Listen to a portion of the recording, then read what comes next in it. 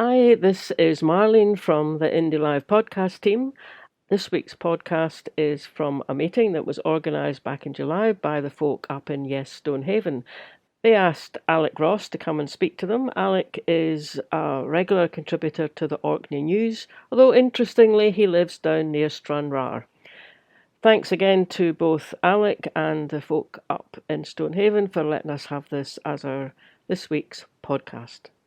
Thank you for asking me. Thank you for welcoming me into the group, and welcome to all of you virtually but warmly to this this beautiful southwest corner of Scotland, where, believe it or not, they've already just about finished the winter barley. I don't know what yield will be like, but we've had no bad summer, and I think it's to get better. As you say, Carolyn, I'm Alec Ross. In my day job, when I'm not writing my articles, I'm the director of a business called Buy, Sell, Agri.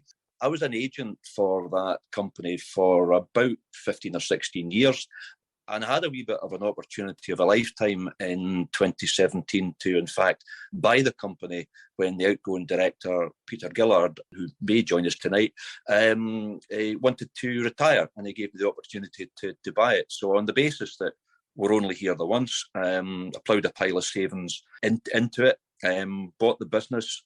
Best thing I've ever done. You know, it's been, despite everything that's going on, business seems to be going quite well. So I thought I would maybe start with that, folks. A, because you might find it quite interesting, and B, as I sometimes say in the blog, being a business owner is actually, particularly in farming, is quite a useful prism through which to view the ongoing situation around Brexit and the continuing conversation around Scotland as we journey towards our normality of independence. So I'm based down in Lochans, near Stranraer.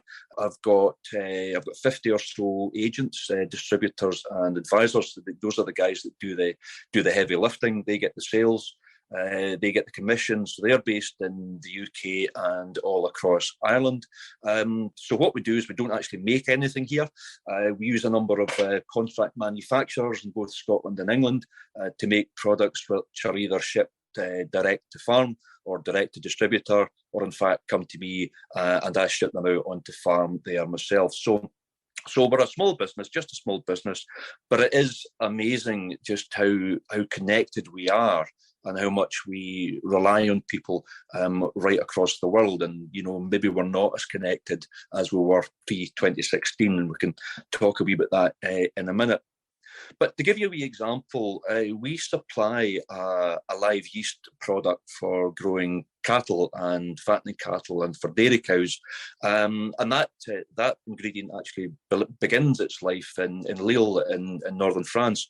It's made by a company called Le Safra, who are the second biggest bakery and second biggest manufacturer of its type in the world. They make about 500 different strains of yeast just for making bread. So I'm a very, very, very small part of that. But I took over the business finally after agreeing to buy it in 2017. I bought it in 2018 when we were still in what I would call the Brexit phony war. We used to do a wee bit of business with guys in Belgium and Holland and Hungary. But to be honest, Brexit kind of completely stopped that. Customs was a nightmare. Stuff wasn't getting delivered. But to be fair, it wasn't particularly profitable business. But the thing was, it was fun business. And, you know, there's a big part of me just thought it was nice to think that some sheep belonging to a guy in rural Hungary were actually looking a wee bit better just because he was able to phone or email a guy in Stranraer and get the stuff delivered within 3 days with precisely zero paperwork. And it doesn't sound like a big deal, but I look forward to having that kind of warm feeling again when we rejoin the single market and we can actually start to do, you know, we can do business again because, you know, we were taken out of this and we didn't want to get out of it. And, you know, it'd be nice to think we would get there sometime after the 19th of October next year, hopefully quite soon after that. We also do quite a lot of business in the island of Ireland. The agricultural side of the yeast business is actually based in County Clare. So there's no issue really whatsoever getting the product from France to Ireland, because obviously it's going from EU to EU. And it's also no bother getting it up to Northern Ireland, because there's no border really, and because of the protocol. So I'm able to get stuff to Northern Ireland reasonably simply, and then the distributors in Antrim take care of it from there.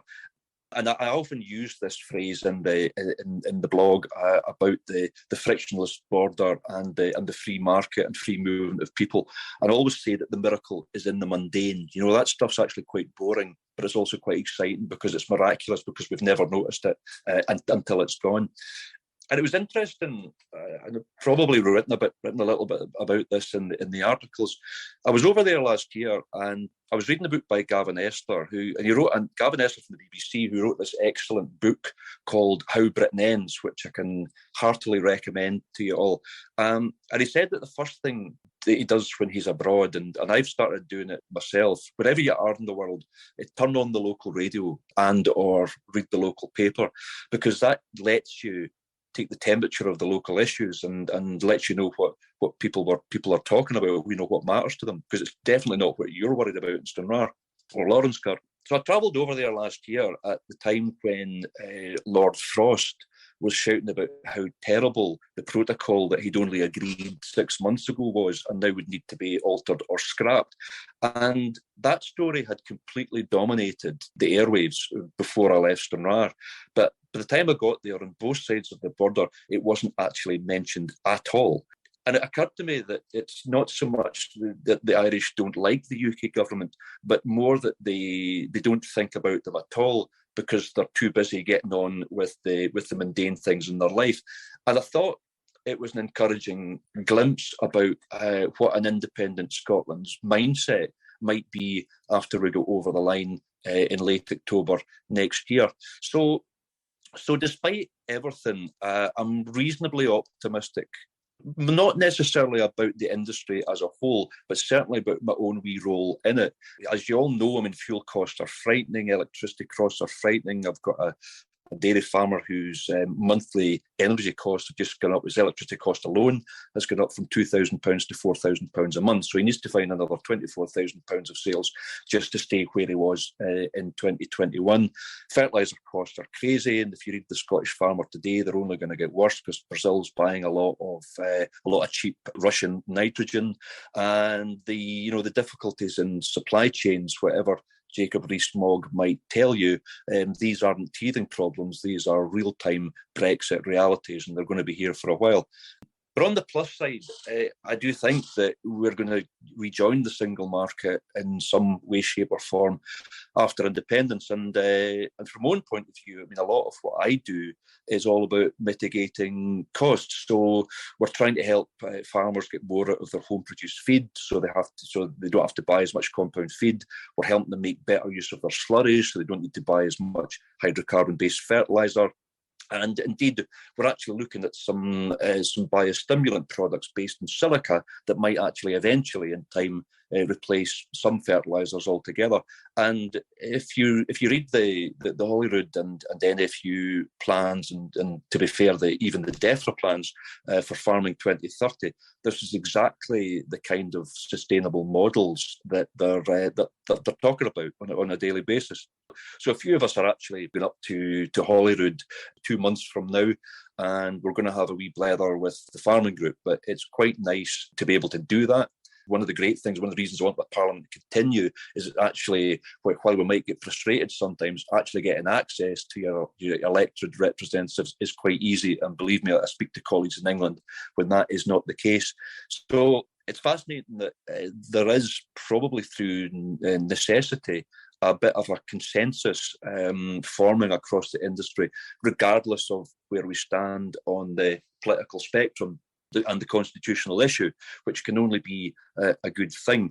Somebody was asking me about the Orkney thing, like, what's a guy in Stranraer doing, writing for a thing called the Orkney News. But I've been up there for a wee while, and actually by the time of the referendum in 2014, I'd already actually been doing business up there for about 4 years, but by that time I joined a Yes group called Farming for Yes, which you might have heard of, and I was up there for a show.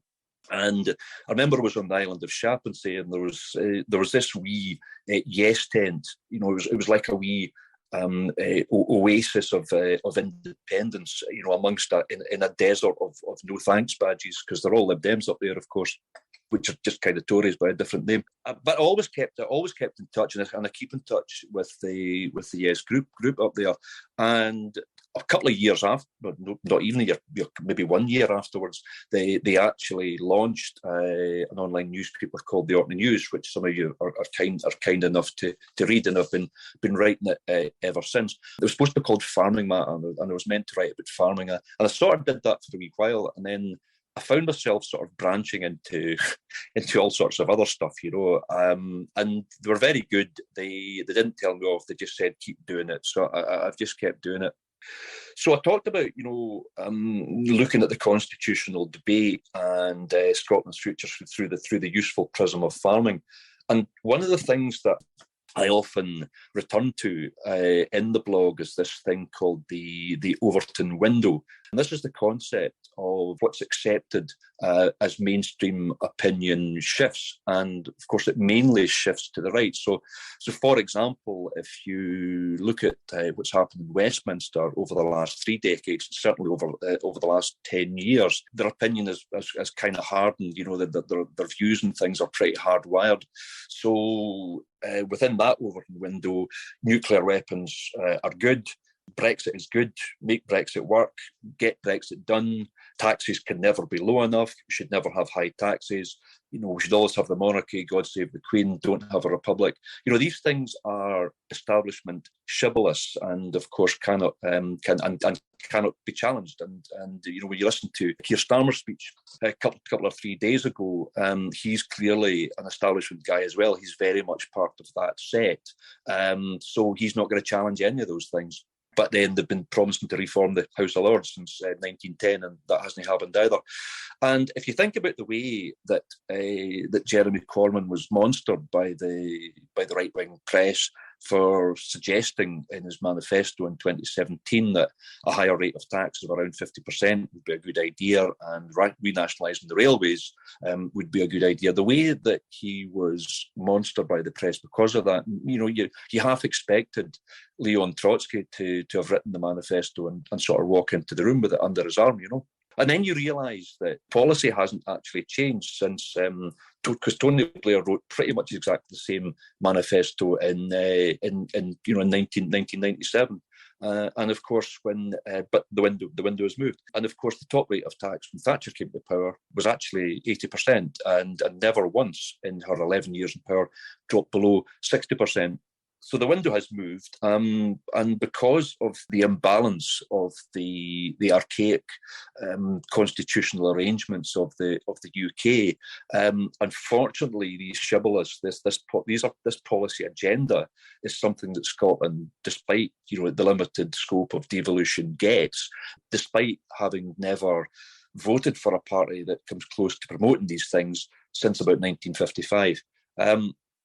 But in farming, the window is actually shifted, I think, in quite a positive way. As we went round the village halls in 2014 as part of Farming for Yes, our big pitch to undecideds, I suppose, was the relative importance of food and farming to the wider Scottish economy, certainly compared to England. So there was a few take-home figures that were right then, and they're still correct.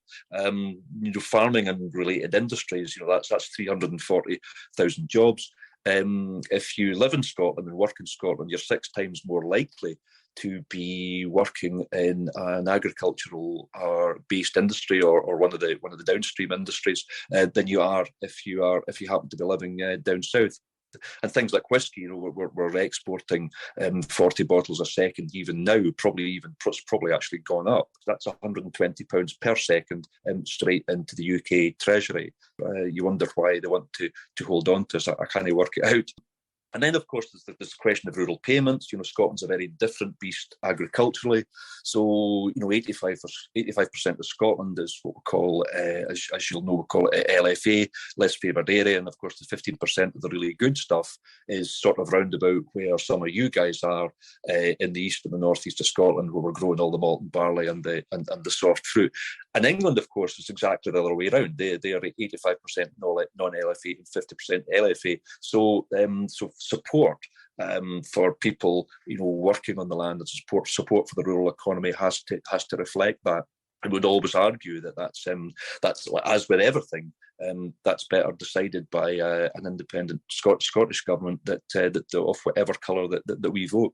So in 2014, we didn't get as much traction as we would have liked amongst the many Tory landowners and farmers of the Fries and Galloway and the borders. But guess what? These figures and this stuff that we're talking about is now the cornerstone of the National Farmers Union manifesto, so Farming 2030. And the National Farmers Union is nobody's idea, and I'll declare an interest. My father was president of the Farmers Union 6 years and vice president for 4, but it was nobody's idea of a radical independence separatist movement. So 8 years on, here we are, gone from 14 to 22, and the window has shifted in a good way. And what was slightly sort of fringe has come very much front and centre. And I suppose with the pandemic and with Brexit and everything else, our minds are really sort of focused on food in a way that they certainly weren't even 3 years ago. So talking of the NFU, last month I was finally, after really a couple of years, sort of working from home, like a lot of people, not getting out that much, I actually got myself away for 10 days. Some of it was business, some of it was campaigning. So even though the thing's not kicked off yet, but might as well make a start. But most of all, it was fun. It was great fun, and I spoke at 2 NFU meetings on my journey. One was in Westray in Orkney, and the other one was in a wee place called Leckmelm at my friend Lucy's place on the shores of Loch Broom near Ullapool. So 10 days, a lot of people to speak to, a lot of time to think, and I came away, I suppose, full of ideas, energised, more positive, strangely, than when I went away. Because, firstly, I'd been a wee bit critical about the NFU in the last few years, largely because I felt that they could have done away with the false equivalence, and made the case that Scotland needs access to the single market. And if that requires independence ahead of rejoining the European Union, then fine, let's do it. And I think we should have been brave enough to say so, because after all, it wouldn't have been unprecedented, because there was an official line ahead of the European referendum in 2016, and that line, of course, that we should stay, which is Scotland, is what we voted for. So why not have one in 2014? But we are where we are, and I now think that particularly, pro-Brexit, the story was vote no to stay in the European Union. That clearly was a lie, didn't work out. So I think that, the Union in good conscience could, at some point between now and a bit before the 19th of October, take a very strong pro-independence position if it wanted to. In fact, I think it should. Unions takes position in things all the time. It's kind of what they're for, as we've seen from the recent rail dispute. But on the other hand, the union still has to play the ball as it currently lies. And as it currently lies, a lot of the decision making, the majority of the decision making, is made in the lobbies of Westminster. But the trouble is, folks, because of the arrangement that we're in, we're sort of lobbying the wrong people. Many of you guys were down in May there lobbying my MP, Secretary of State for Scotland, Alistair Jack, about food standards and seasonal worker schemes. But the problem you've got is, of course, that's the same Alistair Jack who's a a fully paid up member of the Hard Brexit European Research Group, which doesn't seem to be very European and doesn't seem to do a lot of research. And he's also the same Alistair Jack who voted down the parish amendment on food standards that would have kept food standards as the bill moved through the Houses at the same level as they had been pre-Brexit. But of course, they ran out of time. They voted against it. Absolutely hopeless. And and it needn't have been an issue, but they voted it down. And I remember saying at the a bit of a sharp intake of breath at one of the meetings. I forget which one. That this was kind of asking Alistair Jack to sort out food standards and seasonal worker schemes. Is a bit like asking an arsonist to put the house out put the fire out in your house, But that's actually where we are, and I think for as long as these important things like food and water and energy and immigration and everything else, as long as the important stuff is outsourced to an alien political culture, then we're kind of wasting the time and energy of really talented people on people whose political philosophies are diametrically opposed to our own. Which is why we have to bring our democracy, our Scottish democracy, home at the earliest possible opportunity. And it looks like now we're finally going to have the chance to properly do it. Because while areas of government like agriculture while they are devolved, the things that we really need to make the thing grow wings and really fly and really perform, like our own inclusive immigration policy, like control over food standards, like the power, if we wish to join the European Union. These things are not within our power, and until that changes, there's only so much we can do. So independence for me is like it's the great enabler. You know what I mean? It's I've used that little tagline. It's not independence or recovery. It's independence for recovery. So there are three questions that, if I was talking about farming or anything else, these are the three things that I think we need to ask. And the first one is, what sort of industry, and indeed, what sort of Scotland do we want to have? Then the next one is, question two is precisely what powers do we need to deliver those things? And the third question, I think, is even more crucial: who's got the power? Who currently holds those powers and levers? And then actually it becomes, the answer becomes really quite simple. So it's not even a question as binary as yes and no. It's actually it's sort of one before that, which is who speaks for Scotland. We'll move away from farming a wee second. I was up in the West Highlands there, and I was in Golspie, and I climbed Ben Braggie, a hell of a climb actually, and we went up to what they call the Manny, the statue of the Duke of Sutherland, and then I spoke at the Manifest, really great event. Some of you might have been there in Golspie. And I kept thinking of that line that I sometimes use in the articles from William Faulkner. He said, the past isn't dead, it isn't even past. Talking about people getting cleared off the land, the clearances. And it really wasn't that long ago. I remember I met a guy through my interest in speaking at Burns Suppers, a guy called Jerry Carruthers, who's the professor of Scottish literature at the University of Glasgow. And he told me a story of driving through London one day, and he realised suddenly that he was outside Margaret Thatcher's townhouse, and he said he was shaking that much with anger that he actually had to stop the car and get out and sort of compose himself. And you could see people from the Highlands on that march feeling something similar, standing next to this incredible, 9-meter, statue. Just incredible, and that basically just says, I own your arse, you stay where you are, know your place. It was a very, very, very, very sort of powerful moment.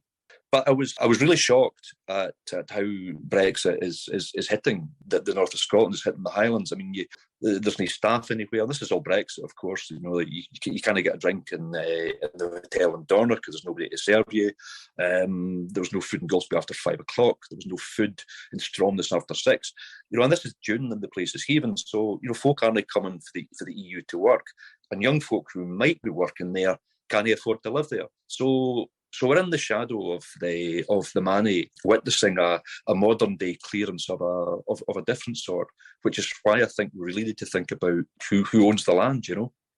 And certainly, and the NFU guys made this point, you know, really well. You know, farm subsidies are actually a bit of a no-brainer. I tried to call Andrew Connon, you know, before I came on, because he's got some really good figures about how incredibly small part of the budget farm subsidies actually are. You know, how to keep rural economies alive, you know, keep people on the land, allow them to keep farming. So I think there needs to be a bit of you know, some proper deep thinking about these things. It's a little bit of a tangent. Great wee stat that I learned from Leslie Riddick, actually, when we were at the event. She told me when Norway launched its constitution in 1814, I think, and extended the franchise to all landowners, that immediately gave the vote to 46% of the male population. You know, it wasn't women in those days, unfortunately, but 46% of the male population got the vote. And overnight, it transformed democracy in a country, you know, of a similar population as Scotland. By passing the Great Reform Act in 1832, well, that enfranchised precisely 2% of the adult population. And in Scotland, it was closer to 1%. So in Britain, in the UK, and seems particularly in Scotland, land and therefore power has always been concentrated in a very small number of people who are loath to give up even the smallest amount of it. And of course, that's got enormous it's got enormous knock-on effects as well into affordable housing, and young folk can't afford to stay there, so they're having to move away. And that shouldn't be the case. We shouldn't be a moving people. We should be a staying people. Move if you like, but we ought to at least have the choice. Another thing that maybe we should be thinking about, these are good conversations to be having, particularly with undecided voters, I think, is thinking about the devolving powers as far as we possibly can. I mean, I often think that the low turnout that we get in elections doesn't necessarily mean that we're naturally more lazy or apathetic than people in other countries. But I think that people just do the math and realise that we're actually really far away a lot of the time from decision makings and places and people of influence. So, so for example, in the Highlands, we've got one local council that looks after an area the size of Belgium. Only about 1 in 2,000 people in Scotland actually hold elected office. If you go to somewhere like Sweden, it's 1 in 81. And the reason for that is that even the tiniest wee village, a place the size of where I stay, in Stranraer, places like that have got incredible power.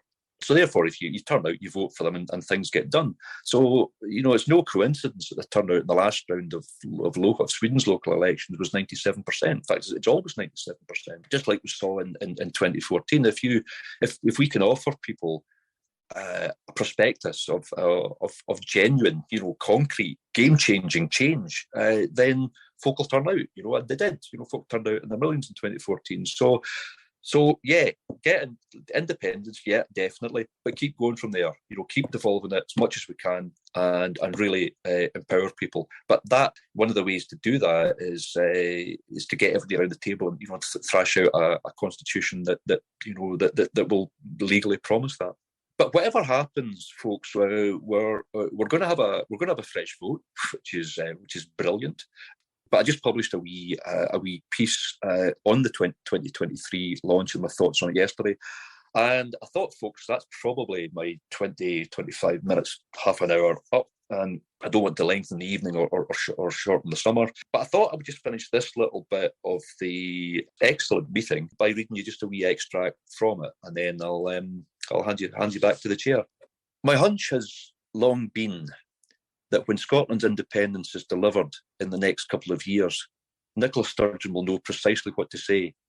And I suspect that one of her primary concerns will be to reach out to the significant minority who voted to stay within the UK and to reassure them that they will not be left behind, that we are all Jack Thompson's bairns, that we are all a broad church. That if she continues as First Minister in the post-referendum era, something that isn't certain, there will be new parties, new politicians, a written constitution, and perhaps the dissolution of parties on both sides having lost their raison d'etre. She will be Scotland's leader first, party leader second, something that she's always been admirably clear about. And that mindset, that ability to read the room, has been very much in evidence this last month as Scotland's independence endgame begins. She knows that despite or because of the pandemic, the increasingly disruptive impact of Brexit, and the ongoing cost of living crisis, which made her pitch of comparing a number of countries without Scotland's plentiful resources outperforming not just economically, as Scotland within the United Kingdom, a very savvy piece of political oratory. And presenting it without the razzmatazz that was the hallmark of her predecessor, and instead announcing it as just another piece of government business, which, after all, it was, seemed to immediately disarm her opponents. You don't need to be a supporter of either the First Minister or the independence agenda to acknowledge an unarguable logic delivered soberly and clearly, whilst acknowledging the reality that it could be legally problematic. This was a really, really clever piece of political strategy.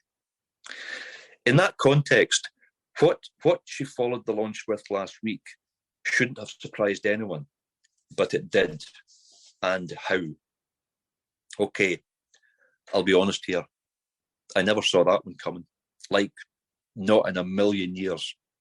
I mean, using a little-known Scotland Act clause to refer the question straight to the Supreme Court and at a stroke, shortening the process, removing any debate about legality, regardless of ruling, and guaranteeing 3 separate and different routes to a fresh vote, Section 30, lawful referendum, or plebiscite election.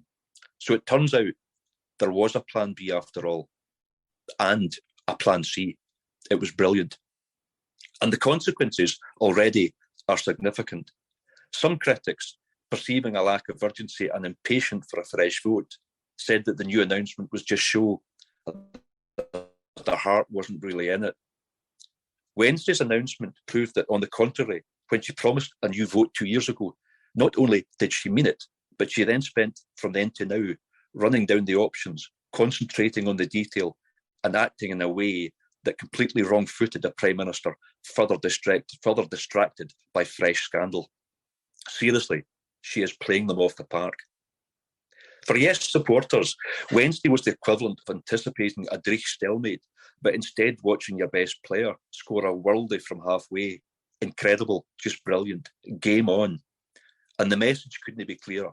We're in it to win it, even if it means a de facto referendum in a general election in 2024, or sooner, if and when Johnson goes. And it would be well nigh impossible for unionist parties to boycott a UK-wide vote. But the real genius lies in the taking the legality of a referendum out of a political bear pit and into the cold, hard logic of the law court. And all those folk talking about Catalonia and wildcat referendums have suddenly gone offy, quiet. The upcoming vote feels more prescient, and it will be interesting to see what, if anything, the champions of the status quo offer as a side hustle. It certainly can't be that we're better out with the EU, because everybody now knows that's not true. And it can't be that trade with your neighbours will be problematic and difficult, because our friends in Ireland daily experience a completely different reality to that. So while it would be wrong to say the events of the last few weeks have made independence inevitable, we must never stop making the case after all. The take-home is that we now have 3 different clear routes to October's vote that will finally lead to rejoining the world as a fully functioning, modern, democratic and self-determining country. Let's get it done, people, because here's the thing, it's later than you think. So, that's my bit. Apparently there's a secret UK government poll putting yes at 72%. But we need to campaign, I think, like it's 50-50. We kind of get complacent. So we need to make the arguments. We need to make new arguments. We need to keep making them, and then we have to make them again. So a little bit, the final word, I think, goes to the manager of my favourite football team, Celtic manager Ange Postecoglou, who always says to his players, we never stop. Opposition can stop when they want, but we never stop. So we must never stop. Okay, but I'm going to stop.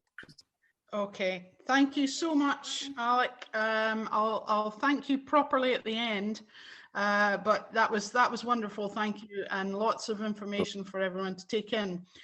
If you're okay, Good. We'll have a few questions. I think there's been a few questions in the chat. You've talked a lot about the farmers there, and I've got a couple of questions on farmers. But this one was, what do you think would shift the opinion to independence for farmers? What do we need to do? Is it policies? Is it demonstration of being on their side? What is it in particular? Obviously, I'm based down in the southwest of Scotland. I used to drive, all the way from Stranraer and Fries and somewhere into the borders, and all I saw, and you see it in every election since the referendum in 2014, it's just blue signs, vote Alistair Jack, blue signs, blue signs, blue signs. So it's pretty hardwired. A lot of them don't actually know why they're Tories, but they always kind of have been. And so there's a lot of kind of I-binary going on. A big part of the Tory stroke no vote in farming is actually age demographic. There's this, because farmers are no different from whether you're a 60-year-old postman or a 65-year-old farmer.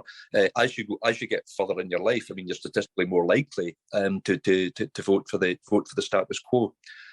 But I think, to answer your question, what we can do is just say to them, look, yours are wrong, And I do think that, funnily enough, there's some good stuff coming from some unusual sources.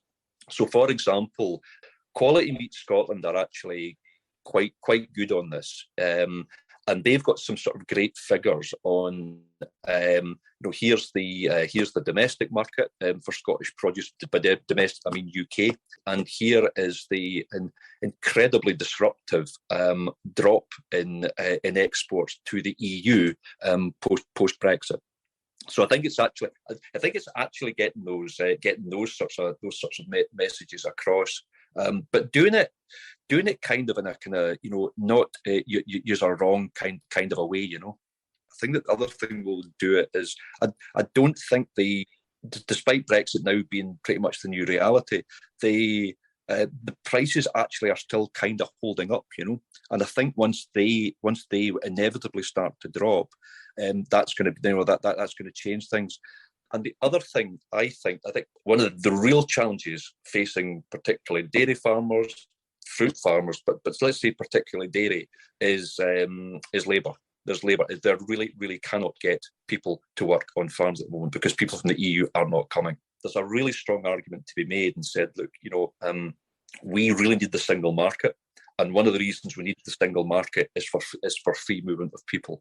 Because once we get that takes away your labour problem at a stroke. And I think that would be a strong argument. Scottish Government gearing towards an independence referendum. Do you think they've been ambitious enough with the recently passed Good Food Nation bill that took 8 years and has failed to deliver, incorporate the right to food in Scots law, the kind of ambition of who Scotland want to be, and also have failed to put sectorial measures in for things like child obesity, halving child obesity by 2030, and also just on the land reform, just to kind of bring that in. So Ireland, you talked about Leslie Diddick. This is something that Leslie actually spoke to me about a long time ago.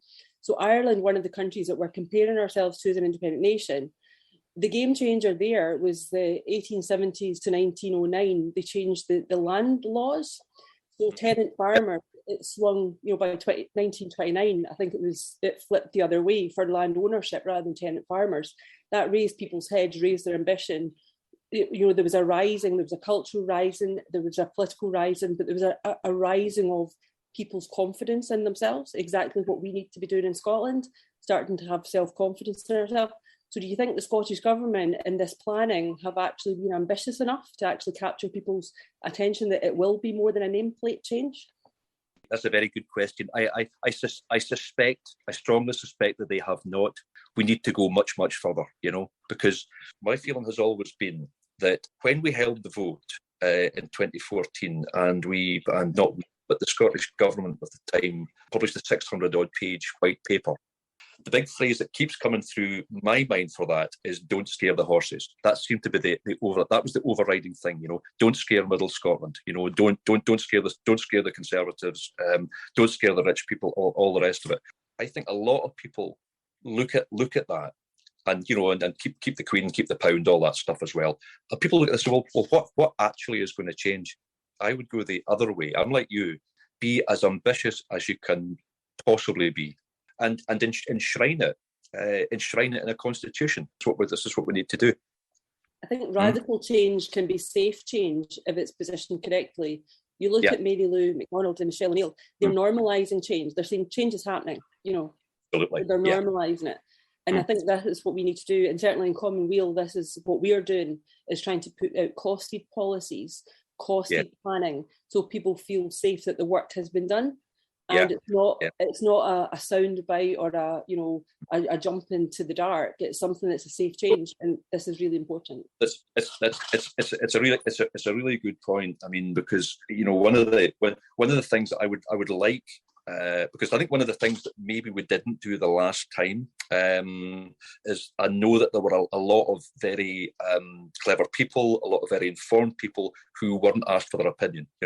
We cannot afford not to have those ideas. And one of those people, and there was actually one of the arguments I would love us to make a bit more strongly, isn't so much that we've got to move on from Scotland can afford to be independent. The very fact that you say that suggests that there's a doubt there.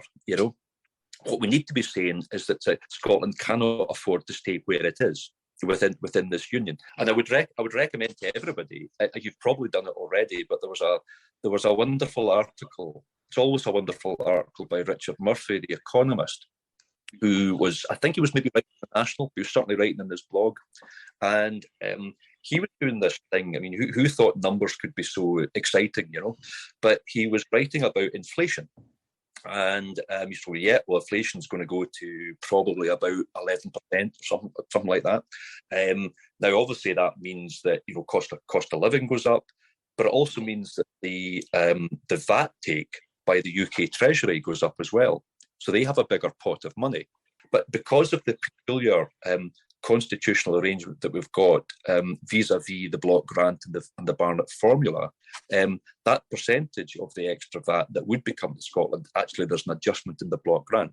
I went into my local news agent 2 days ago, and the front page of the, like we're back in time, it was like the front page of the Record was Scotland 2 million black hole, and you think, shit, is it 2014, But actually, what Richard does very cleverly is he actually, rather than gets upset about it, he says, well, what's the story here? Let's fact check it.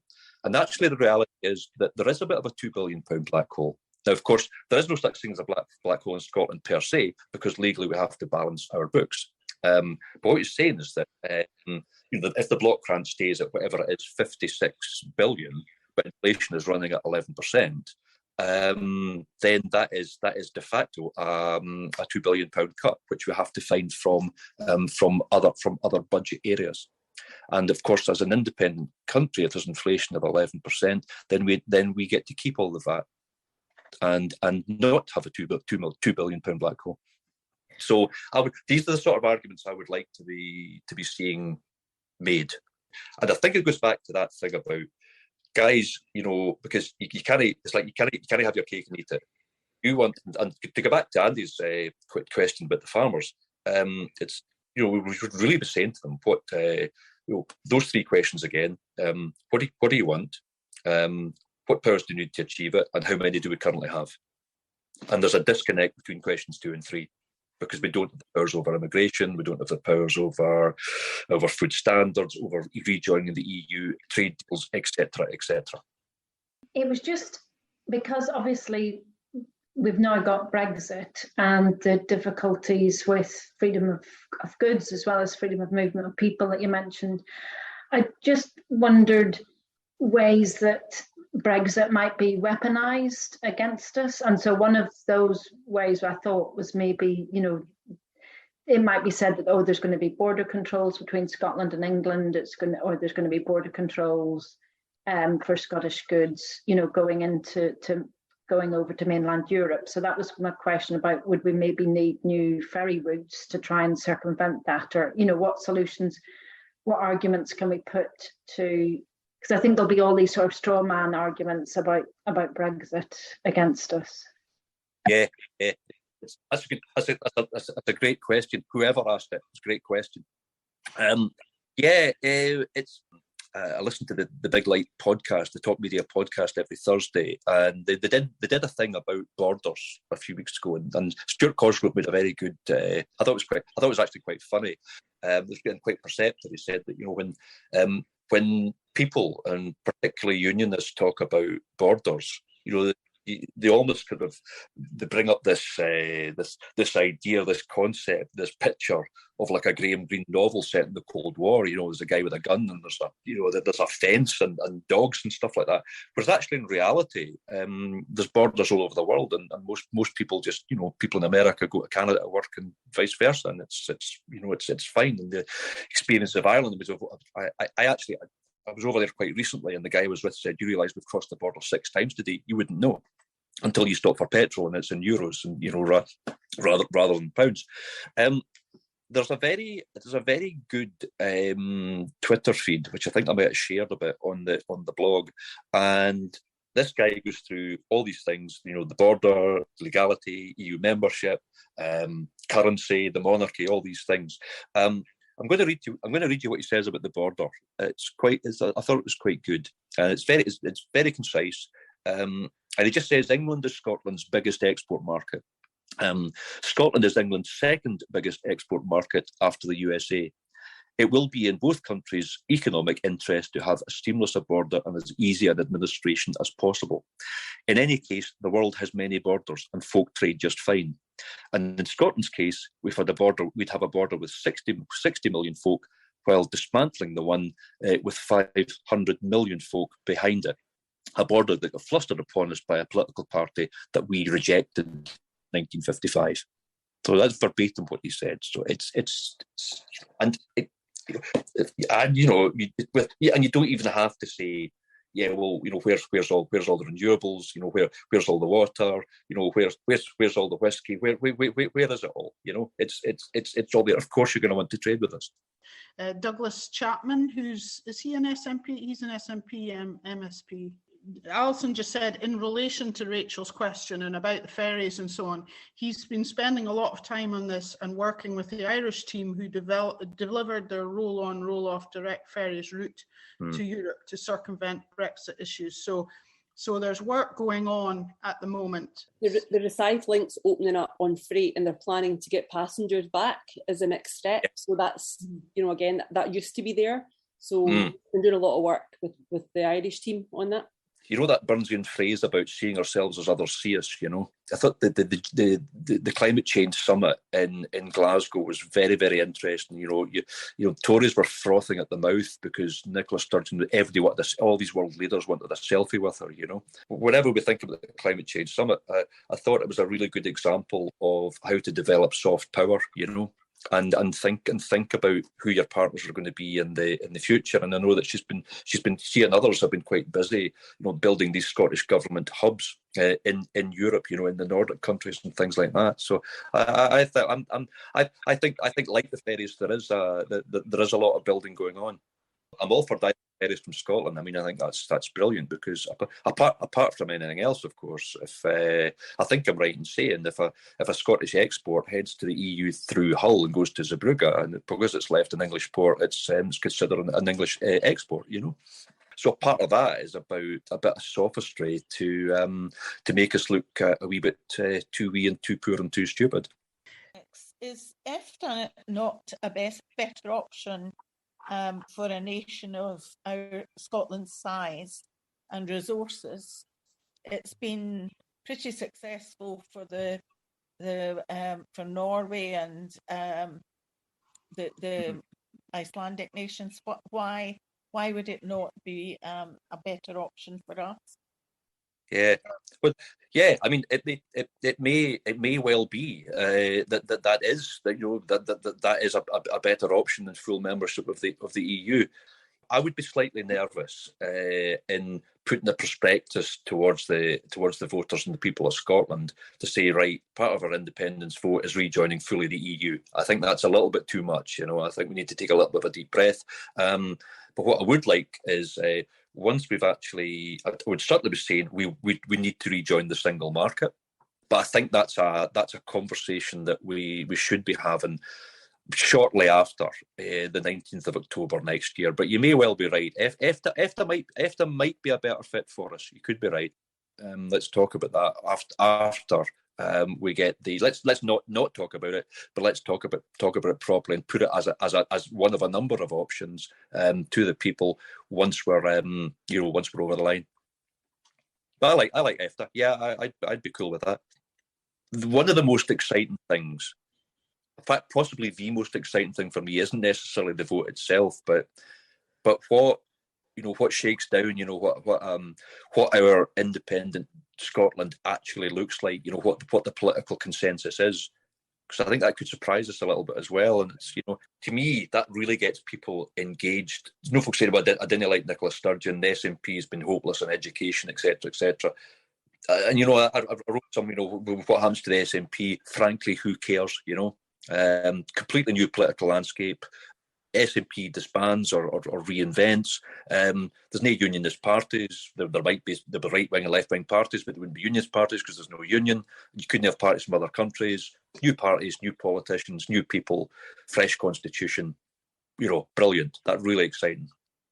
And I don't care who you are. If that doesn't make your heart jump a wee bit faster, then I can't help you. I didn't care what's wrong with you.